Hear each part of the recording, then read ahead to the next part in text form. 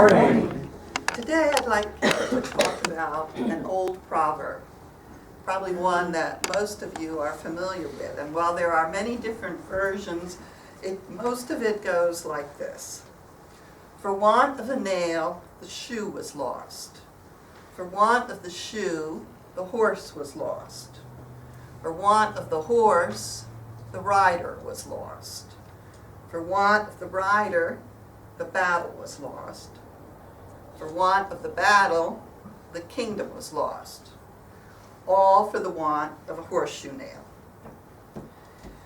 This proverb, which has come down in many variations, basically illustrates the thinking that small causes can have large consequences, and reinforces the belief that a single event or a single person has tremendous influence on subsequent situations.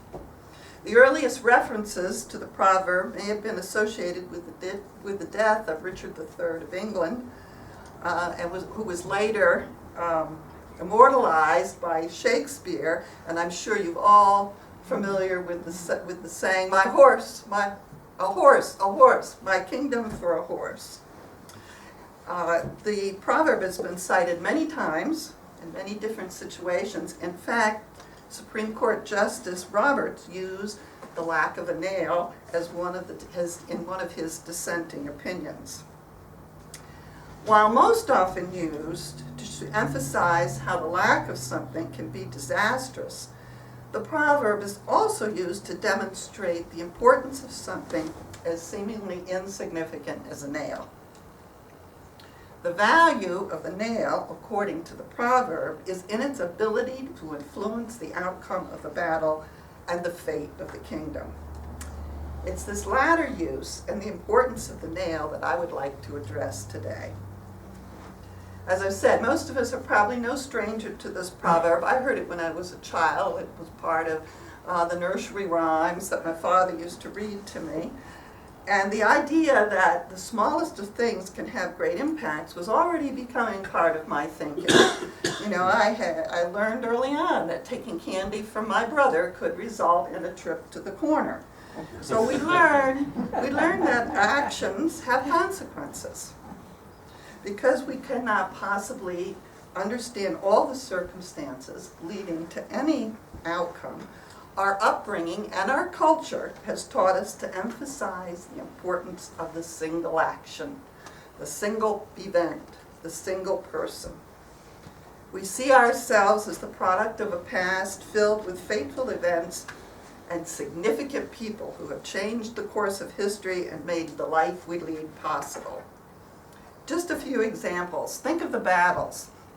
The Greeks defeating the Persians, the English defeating the Spanish Armada, the Battle of Saratoga, which was a defining moment in the Revolution, the shots heard at Lexington and Concord, the shot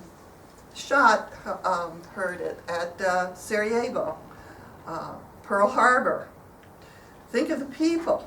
Jesus, Martin Luther King, Abraham Lincoln, Hitler, Stalin. For science, we think of Galileo, and we think of Fleming, and we think of Alexander Graham Bell. There used to be an old television show, and maybe some of you are old enough to remember it, and it was called You Are There. And it would dramatize some important historical event in history.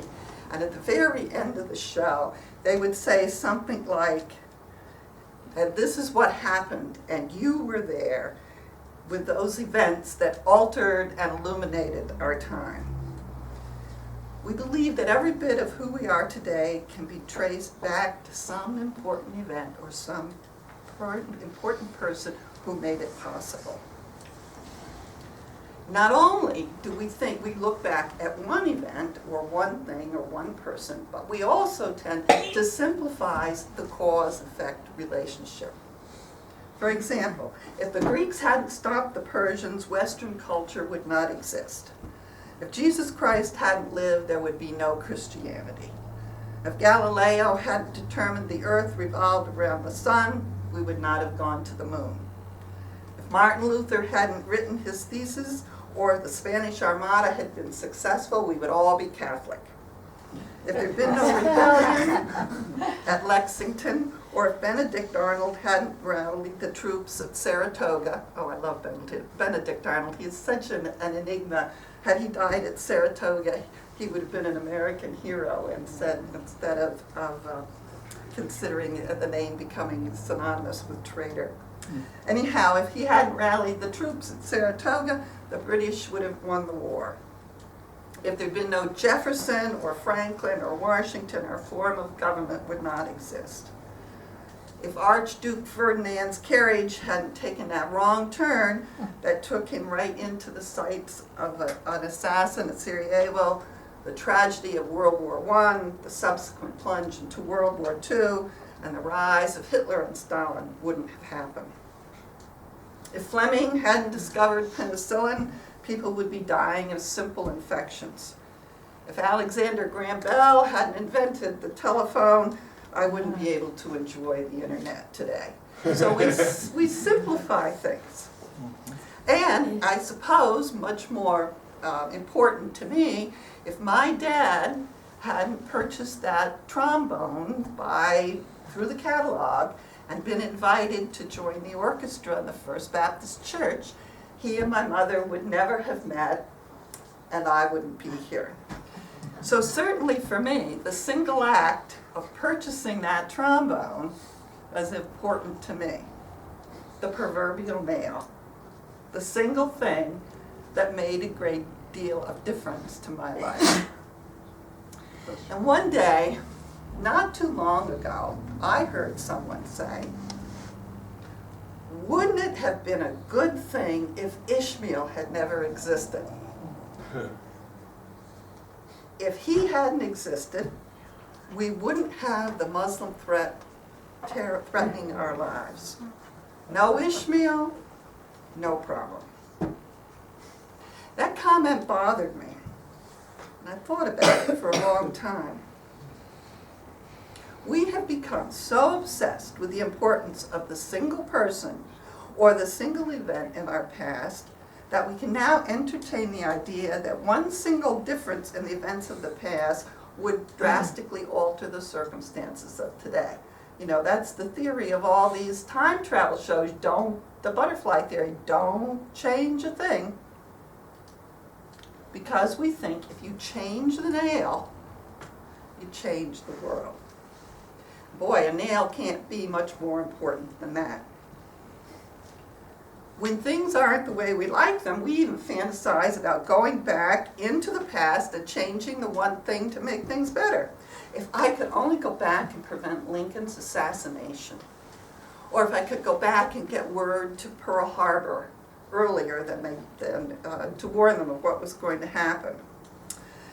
I recently read an interesting book by Stephen King, and I like Stephen King, not his really weird stuff, but I like Stephen King because I think he gives a very good character portrayals. Yeah. And I think this was Stephen King's first attempt at working with something in terms of time travel.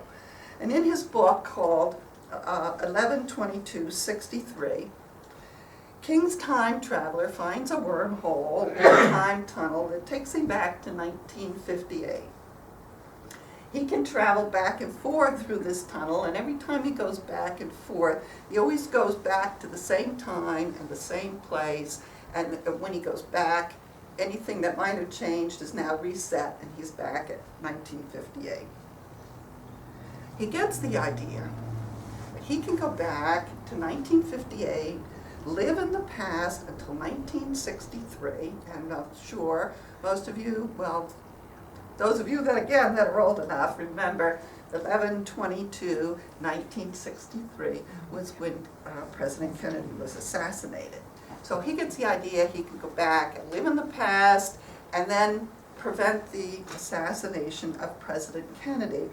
And in his view that Kennedy's death was the reason for the Vietnam War, he theorizes, I go back and prevent Kennedy's death, therefore I can prevent the horrors of the Vietnam War.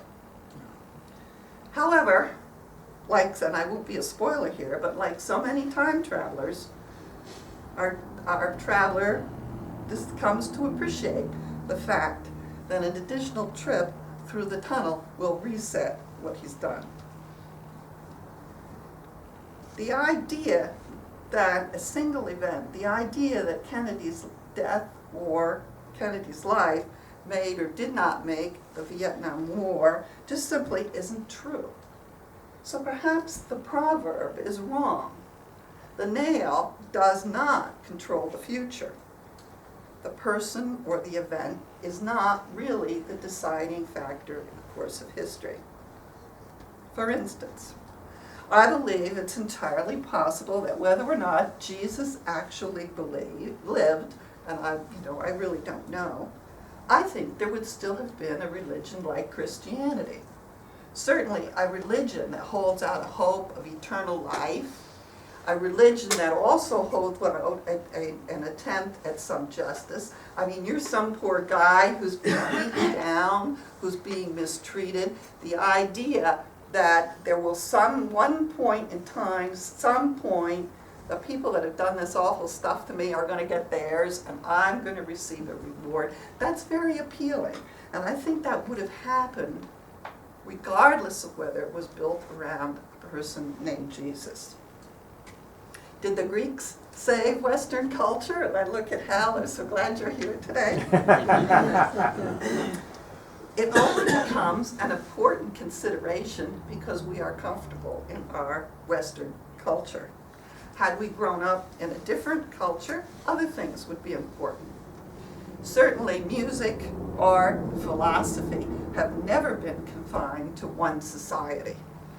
They've been part of our heritage since early man first drew those beautiful paintings on the walls of his cave. Martin Luther did not cause the Reformation. In fact, he wasn't even looking to leave the church. He only wanted to reform it. The political structure of the time took the whole thing out of his hands. The struggle against the power of the Roman Church and the power of religion going on for a long time. Galileo's trial was not about the sun and the earth. By the time of his trial, most educated people already knew the earth revolved around the sun. Galileo represented the growing belief in the ability of science, not the church, to explain how the world works. Martin Luther King Jr. didn't invent the civil rights movement. The mood of the country was racing toward a declaration of civil rights and would have done so without Dr. King. Our American heritage is filled with myths about famous people and events. The American Revolution did not begin at Lexington and Concord. By the time the shots were fired at Lexington, most of Massachusetts was already under colonial control. We can thank Wadsworth for inventing Paul Revere, and Patrick Henry never uttered those famous words. The principles laid out in the Constitution were not the creation of the Founding Fathers, but were alive and well among the Iroquois nations long before there was an America. The assassination of Archduke Ferdinand did not cause World War I. If you study the time period, you know a war in Europe was inevitable.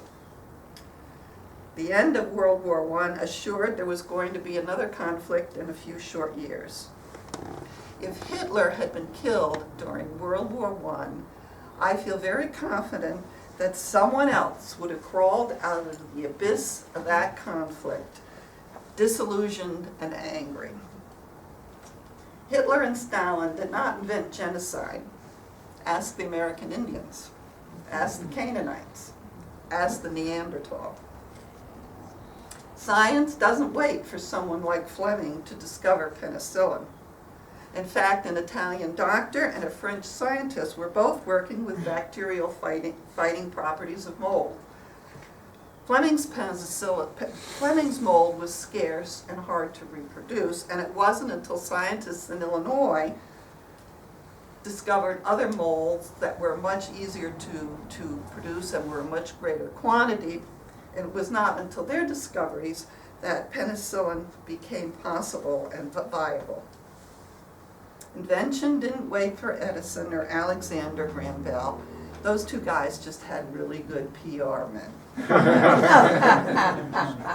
Even that trombone I told you about in my history is not that significant. My parents were two single people in their late 30s in a small town.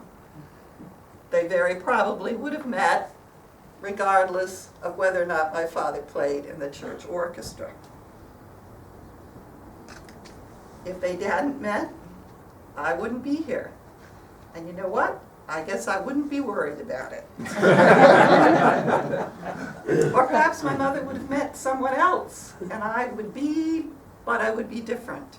And I would be very happy that my mother never met Warren Beamer, my father. In fact, when you think about it, all of the events that we point out in history as being so important are only important in terms of hindsight. Where we stand in our position in history, and we look back and point, that's important, and that's important, and that's important, because of where I am now. Remember, after all, it's the winners who write the history. Hannibal, for instance, was considered to be a great general. You know Hannibal, he took his elephants over the Alps and was giving the Romans a hard time. But you know who wrote down that Hannibal was such a great, and praised him as such a great general? It was the biographer of the general, and I don't remember his name. It was the biographer of the Roman general who defeated Hannibal. What better way to praise your guy than to say, he defeated this great general? So, you see, the winners write the history. They're certainly going to write it so that they can be proud of it. The nail is only of interest after the kingdom falls. So why did I think it was important to talk about this today? If most of a past is mostly myth, and I believe it is, then using these myths to enhance our understanding of ourselves or justify our actions is foolhardy. We are building our foundations on sand, making much too much of the importance of the nail. And while it is misleading to believe any one event or person in the past can have so much power or influence on us, it's even more dangerous to apply that thinking to the future. Yet we think this way all the time. Vote for me because only I can make a difference. You know, that's what we're looking for. We're looking for that one person who's going to make everything all better. Winning the lottery is the only way to ensure my children's future. If my son doesn't get into Harvard, his life will be ruined. Sam doesn't marry me, I can never be happy again. You know, we have these horrible regrets. I didn't do that one little thing, therefore I'm going to have to regret that for the rest of my life. I saw an interesting sign when I was on vacation and traveling through the Smokies, and it was in front of a house, and the sign read, God sent someone to cure cancer, and you aborted him. The importance of one person. Sorry, son, I can't make your ball game today because I've got to go to the meeting, because if I don't go to the meeting, the company is going to fail. You know, we become so obsessed with that one thing that we've got to do, and sometimes we get so concerned about it that we can't do anything because we're afraid if we take a step or make a decision that it's going to be the wrong one, and so we don't do anything. Or we throw up our hands and we say, well, it's out, I can't, you know, what can I do? You know, and why should I bother? I'm just a nail and I have no value whatsoever. This happens even when the truth of the matter is that our decisions will only lead us down a path to more decisions. And multiple factors will determine the influence of our life. If your company is in such bad a shape that your attendance at a meeting is going to make all the difference, I bet you your company is going to fail anyway. There have been babies born every minute who have the potential to contribute to the movement of science. No one person, no one event is going to change the direction of the future, even though from our vantage point in the present we may think it is. I like to think of think of life as a river. It's a river composed of droplets. And some droplets will meander into little puddles, and some will quench the thirst of a deer, and some will become part of a tree. Some will carve a different path through the earth, but they're all part of that cycle as the river moves towards the sea, as the water evaporates and then rains back down again. No one droplet becomes that important. So are we ready to throw the proverb out? Well, maybe not. There may, in fact, be something that it is trying to tell us. There may be some wisdom there. For the want of a nail, the shoe was lost, and for want of the shoe, the horse was lost. That's where the wisdom lies. The nail is important, not in saving the kingdom, but in saving the horse. That's what really matters. The value is not in some unknown future, but in the here and now. The nail had a job to do, and when it did not do its job, there were dire consequences, not in some theoretical future, but right now. The horse went lame and perhaps died. What is the job of the nail? Had it done its job? That's the important question. When Benedict Arnold turned to fight at Saratoga, the important nail was the man next to him, and the man next to him, and the man next to him. The nameless, faceless, unknown people who turned around and faced an enemy because they had a job to do. They had families to protect. I want to think of the man standing next to Martin Luther King. I want to think of the woman standing next to Susan B. Anthony, who had a job to do and did it. Instead of expecting our politicians to change the country, we should ask ourselves how they treat their neighbors. America was not born at the Constitutional Convention, but on the frontier, where men realized the English king couldn't help them and couldn't protect them. Men from different farms and different villages, and yes, even different colonies, learned that they could work together to protect themselves. They did not need the king. The nails were doing their job and gave rise to the new democratic experience that became the United States. Instead of following the many myths about our founding fathers, maybe we should be asking, what kind of fathers were they? What kind of stepfather was George Washington to Martha's sons? Did he do his job as a father? Do you do your job as a father or as a mother? That's what's important. The nail is important, and you are important not because your forefathers came over on the Mayflower, or your father is a real estate tycoon, not because your son is attending Harvard or your daughter married into the right family. Your importance is in your ability to recognize what your job is and to do it. Your family, your children, your community exist in the here and now. Are you going to be the nail that was wanting? Are you going to do your job and hold the horseshoe in place? It certainly won't matter to the past. You can't change that. And your names, in 100 years or 200 years, nobody's going to remember who you are. But it does make a difference today. Just ask your children. Just ask your spouse. Ask your friends. Ask your community. Ask the horse.